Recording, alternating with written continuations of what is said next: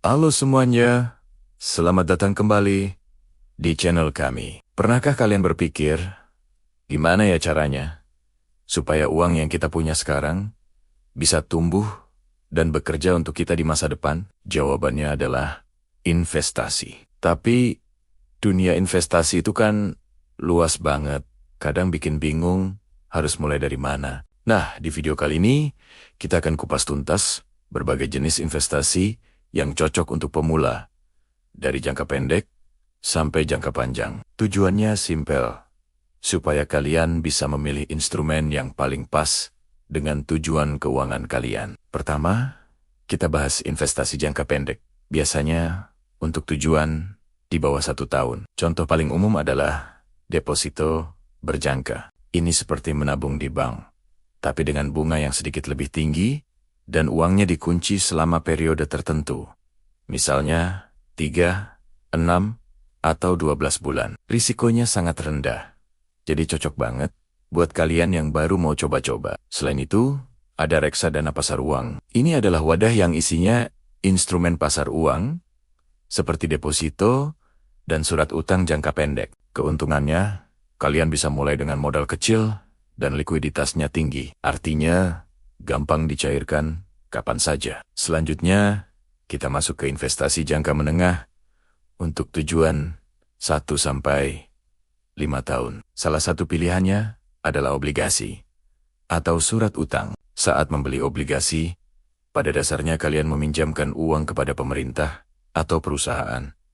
Dan sebagai imbalannya, kalian akan mendapatkan kupon atau bunga secara rutin. Tingkat risikonya sedikit lebih tinggi dari deposito, tapi imbal hasilnya juga lebih menarik. Ada juga reksadana saham, yang cocok untuk kalian yang ingin berinvestasi di pasar saham, tapi nggak mau pusing analisis satu persatu. Manajer investasi yang profesional akan mengelola dana kalian dan menyebarkannya ke berbagai saham pilihan. Sekarang, kita bicara soal investasi jangka panjang untuk tujuan di atas 5 tahun, seperti dana pensiun atau pendidikan anak. Yang pertama dan paling populer adalah saham. Membeli saham berarti kalian membeli sebagian kecil kepemilikan sebuah perusahaan. Potensi keuntungannya sangat besar seiring dengan pertumbuhan perusahaan tersebut, tapi risikonya juga paling tinggi di antara yang lain. Kuncinya adalah sabar dan melakukan riset mendalam. Lalu,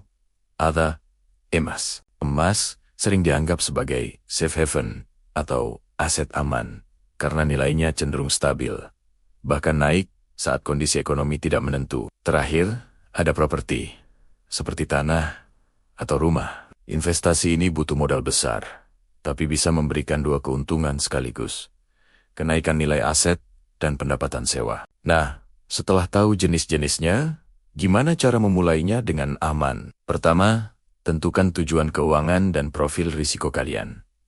Apakah kalian tipe yang konservatif atau berani ambil risiko? Kedua, mulailah dengan modal kecil. Jangan langsung menaruh semua uang kalian di satu tempat. Gunakan uang dingin, bukan uang untuk kebutuhan sehari-hari. Ketiga, lakukan diversifikasi. Sebar investasi kalian ke beberapa instrumen yang berbeda untuk mengurangi risiko. Dan yang paling penting, teruslah belajar. Dunia investasi itu dinamis, jadi jangan pernah berhenti menambah wawasan. Itulah tadi panduan singkat investasi untuk pemula. Ingat, langkah pertama adalah yang paling penting. Mulailah dari yang kalian pahami dan sesuaikan dengan kemampuan finansial kalian. Semoga video ini bermanfaat dan bisa jadi bekal awal perjalanan investasi kalian. Terima kasih sudah menonton. Jangan lupa like, komen, dan subscribe ya. Sampai jumpa di video selanjutnya.